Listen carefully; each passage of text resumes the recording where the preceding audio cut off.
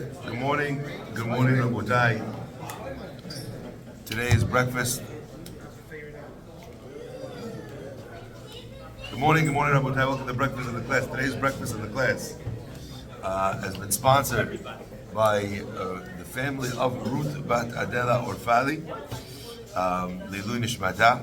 We also want to give a big mazal tov and mabruk for the brit milah that we had here yesterday to Netanel and Shoshi Avinov, my daughter and son-in-law, and the very first Shlomo that we got to have named after us, Ya'ani. Hashem should bless Be'ezat Hashem. Zochet to go in the ways of his great grandfather Hav Yitzhak. The brit milah was actually done in a place that was our house, so it's where I grew up that brit milah was done. So it's very special, and it's the first Shlomo. It's named after my father's father. So if you see my dad later, you can give him a Chazak Baruch. Dorot Yisharim Vorach, inshallah. We should be zocheh to carry on our messaging, our Torah, our tradition. Let's begin, my friends. The pasuk says, "Shofetim v'shoterim titen lecha b'chol sha'arecha." I want you, Hashem says to the Jewish people, and Moshe communicates to them, that you need to have shofetim v'shoterim. So what's a shofet? Shofet's a judge. What's a shoter? Shoter is a policeman. Okay? So shofetim v'shoterim ti'elecha b'chol sha'arecha. You should have at every one of the gates of the Jewish people there should be bet din, of course, a shofet, but also a shoter, someone to enforce the law. Now, it's an interesting thing because we often, as Jews in the 21st century, our relationship with Judaism, in many ways, is not the Judaism of the Torah. Let me explain what I mean by that. In our world, you do a mitzvah, you don't do a mitzvah, whatever.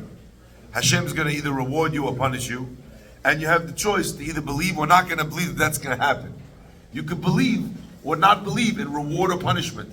Now, it's a Jewish value to believe in that. It's one of the 13 ikarim, to believe that everything that you do is being watched and that there's going to be a comeuppance for that. However, that's up to you. Let me just help you imagine what Judaism would look like, how it would be different if we lived during the time of Shofetim v'Shoterim. You did the wrong thing, they brought you to bet din, they beat you up. They warned you if you do this, you're going to get karet, skila. And what happens if there was witnesses and the witnesses saw and they warned you? They took you to a building, threw you off a building. Then they threw rocks at you. If you didn't die, there was a backup plan to being thrown off the building. Do you understand? And when the pasuk says, "Le'man yishme'u v'yira'u," that the people should hear and have the fear of punishment, that was a very real thing. Let's say a person decided, I don't want to do a mitzvah aseh. There's a mitzvah from the Torah to do something. Now there's no regular malkut, but there's something called makat mardut. Sometimes the beit din, the rabbis will pull you in, give you malkut because you didn't do something. Because you were rebellious. What happens? You have a guy who has a wife, he's not giving her a divorce. 10 years she's waiting for a get. Beit din would bring him in, beat him up with the malkut. We're learning about it in Makot.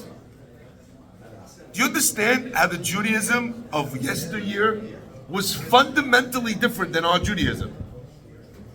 That means that the punishments were at the ready. Now, not every case has a punishment. We learned many sugyot together. I have one of my guys who learns Makot with me right over here. If you have a lav, shinitak le'aseh, there's no malkut. Which means if there's a negative commandment that's attached to a positive fix-it-up commandment. So the classic example is, you steal something, what's the solution to that? Return the thing that you stole. So you don't get malkut for stealing because the Torah says the solution.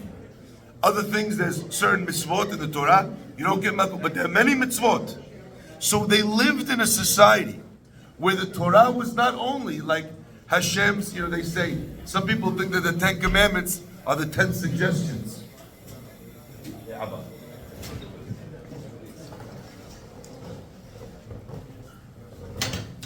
right? People think that the 10 commandments are the 10 suggestions. You do it, you don't do it, it's up to you. You get to choose whether you're going to do it or not. That was not what it was. The Torah is not only a suggestion system, it's a legal system. And there are ramifications for not doing what you're supposed to do. Now, that's also true now, but it's not present, physical, and immediate. So there's an element of faith involved. And therefore, I think people relate to their Judaism markedly apart from the way Judaism in the Torah was designed to be. My friends, I want to share with you an unbelievable understanding based on this, on how this works, according to a deeper understanding of the Pasuk. So shoterim means that this legal system, these ideas, the responsibility of doing the right thing, it's up to you. Right? Today, when people have a court case, they're like, oh, I'm going to take the guy to Beit Din. The guy's not. Why should he listen to the Beit Din? So I have to go to the courts, the secular courts, because the guy's not going to listen to Beit Din. What is the Beit Din going to do? Put him in cherem? They're not going to take him in shul? Had that don't go to shul. He's happier. Now he can tell his wife when she wakes him up in the morning, listen, if I go, they won't let me go. He's happy, he's in Nidui. Shema. My friends, now that we understand this idea of shoter, I want to extend this concept into something that everybody here has heard. The Chachamim tell us that this idea of a shofet and a shoter b'chol sha'arecha, having judging mechanisms at all of your gates, does not only mean the physical gate posts at the entrances to the city, but rather, al pi derech musar, every person has in their body openings, their eyes, their ears, their mouth. A shofet means at every opening of your body, there should be something that judges what goes in there. What food am I eating? What things am I looking at or watching? Which lies or lashon hara or negative speech am I listening to? Shofet means judge whether that input into your psyche is worthwhile. And everybody has heard that idea at least once before in their life, that we need to be discerning. The Gemara tells us that when God created the human body, He created it in ways that help us understand how the mitzvot look. So in other words, the quote comes from Shimon Bar Yochai. You see at the bottom of your ear, you have an earlobe. Why do you have it? Says Rabbi Shimon Bar Yochai, so you can close your ear in case you don't want to hear something. Why are there eyelids? So a person is not like a fish with his eyes held open all the time. If he needs to close his eye, he can close his eye. He could not look at the wrong thing. Dr. Cohen has a whole a presentation on this, on the wisdom of HaKadosh Baruch Hu in the human eye. Your mouth, says Rabbi Shimon Bar Yochai, yeah? What does it have? It has gates. One gate is your teeth. Second gate is your lips. So there's two gates on a person's lips to illustrate that a person has to be double as careful with what comes out of his mouth. My friends, when we look at this, when we see this idea, we recognize the deepest meaning of what it means when it says, "Mibisari echzeh Eloha." From my body do I see God. When you're looking at your earlobe and you don't know what it is, and then you see that its purpose is for a mitzvah, then you see God in your body. In the construction of your body, you see God. Not only that, we have another teaching that says, Histakel be'oraita ubara alma. God looked in the Torah, and from that He created the world.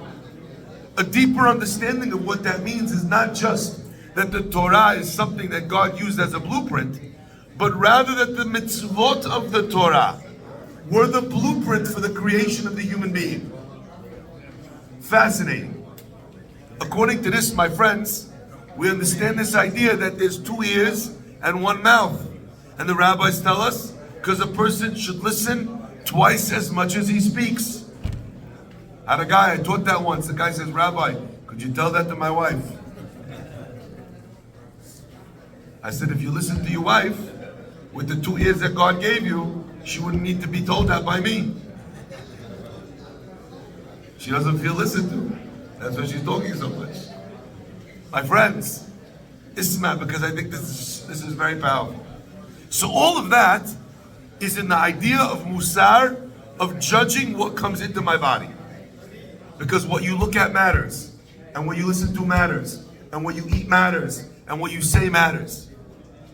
We don't have to be indelicate also, but other entrances in the body too, of the care that a person has to have for adultery and other things that come in and go out of the human body and make a person tameh. The Zohar writes about it extensively. My friends, the second part is what I want to focus on. Not only do you need a shofet, but you need a shoter. What's the job of the shoter? To enforce the law, correct?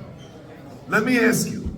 You looked at something you weren't supposed to look at. That was the job of the shofet, right? You listened to something that was lashon hara. That's the shofet. You chose incorrectly. You said something, you ate something.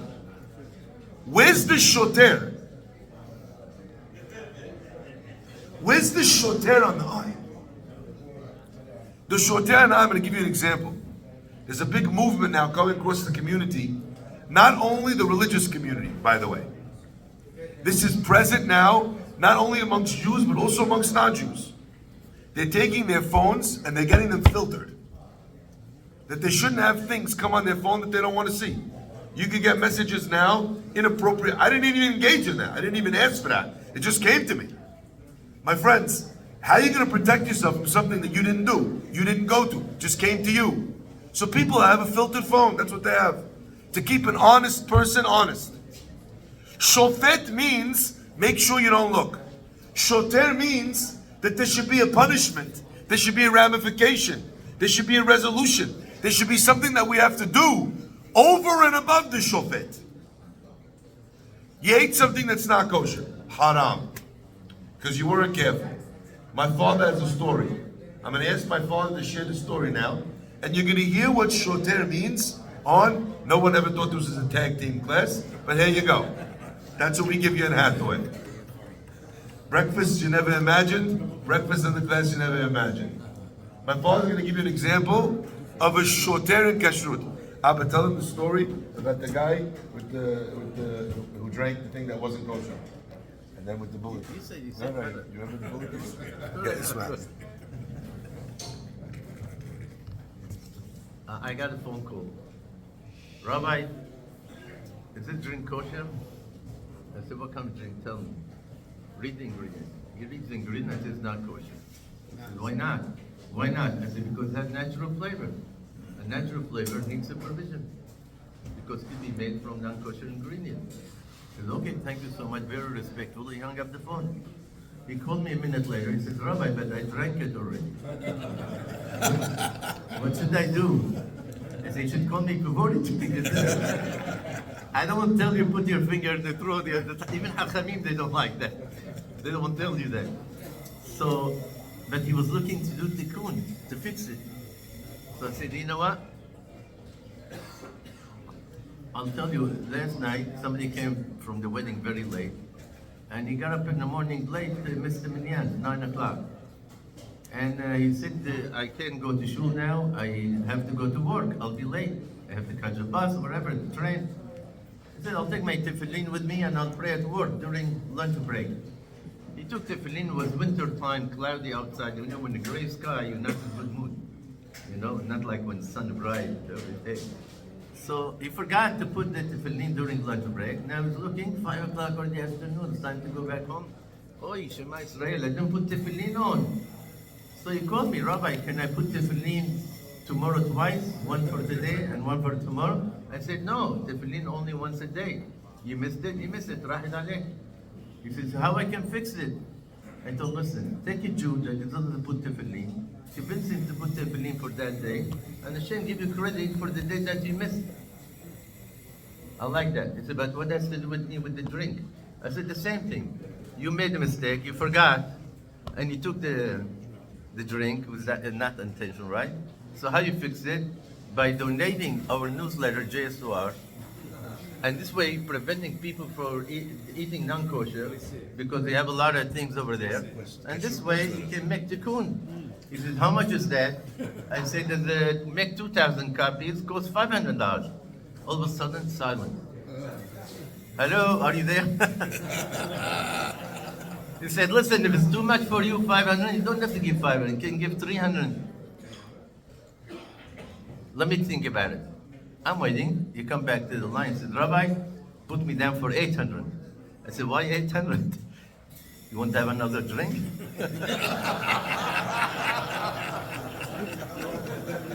says 500. He said, no. 500 for this one and 300 towards the next one. Ashreim Israel. I won't tell you. This guy asked me where I should write the check to. I said, write it straight to the printer. Quickie print and mail it to my home address.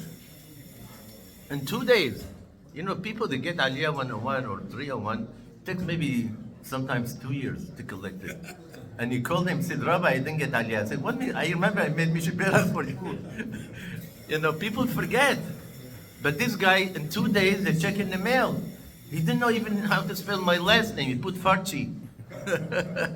But, since that time I see him, I hug him, I kiss his hand. I said, you are tzaddik mamash for drinking something that he didn't know, and by mistake, and he was able to pay for it, $800. During Beit HaMikdash, you have to bring Korban Hatat, and it's not free. And this is what Rabbi Shlomo called it.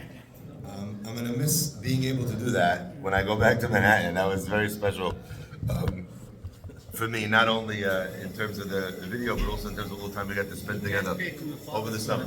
No, maybe a little bit. Maybe we'll take him a little bit more often. So my friends, that is a perfect example. What a setup. Perfect example of a shoter. Shofet says don't drink it. Now you drank it. Now what? The Chachamim tell us a very interesting line. And I want to share this with everybody who's here. Because we're about to start Rosh Chodesh Elul. Yesh, repeat after me. Yesh, din, lemata, en, din, lemala. Do you know what that means?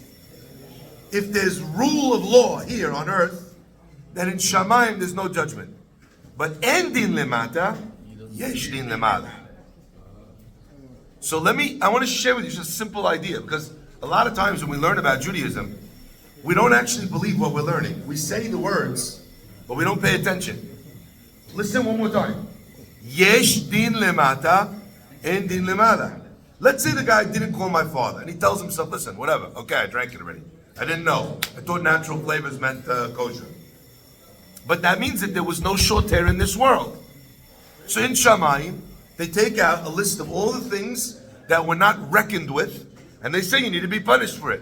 But if there's punishment, if there's ramification, if there's responsibility taken in this world, then en din lemala. So we're coming up to the Yemei Hadin. So I have a very simple solution. Instead of waiting for the din to be carried out against your will from up above, take literally matters into your own hands. Open up a Sha'arei Teshuvah. Open up Rabbeinu Yonah. Learn what it means to do Teshuvah, to rectify a sin. The idea of a tikkun is not only for Mekubalim, it's not only for the Vilna Gaon to go wander in Galut, to roll around in the snow. There's not only tikkunim according to the Zohar, there's tikkunim in the Torah. You stole something. What's the tikkun? Return it. Return the stolen object. That's what it means to be a shoter on yourself. So shofetim v'shoterim, they had at the gates. Our Chachamim teach us that means all of your openings, all of your entrances. I'm going to suggest that to everybody here to be able to take and make ramifications. You're listening to too much Lashon Hara at the Kiddush in Shul. You hang out with your buddies, they update you on all the gossip that's going on in the Shul. What does shoter mean? You weren't good enough at filtering out, at walking away. Next week, punish yourself. Next week, tell yourself, I'm not allowed to go to the Kiddush because I can't be trusted to sit there and not listen to Lashon Hara. I got to go straight home. This little piggy went home. That's what shoter means. To take responsibility for our actions and to actually and actively change them. My friends, what do we need to change about what we're listening? What do we need to change about what we're eating or what we're saying? You see that you can't speak positively? You know what they used to say? If you can't say anything nice, don't say anything at all. If you see that you're not saying anything nice, punish yourself, shoter yourself, and keep your mouth shut. That's my shoter. My friends, when we do this, then HaKadosh Baruch Hu in Shamayim sees that we're taking our Yahadut the way He meant it to be taken. Not just some fairy tale book of ideals that you could do and it makes you a nice person if you do them, that they are suggestions, but rather that they are commandments. And there's a price to pay when we don't do them right. Baruch Adonai Le'olam. Amen. Amen. Rabbi Farhi.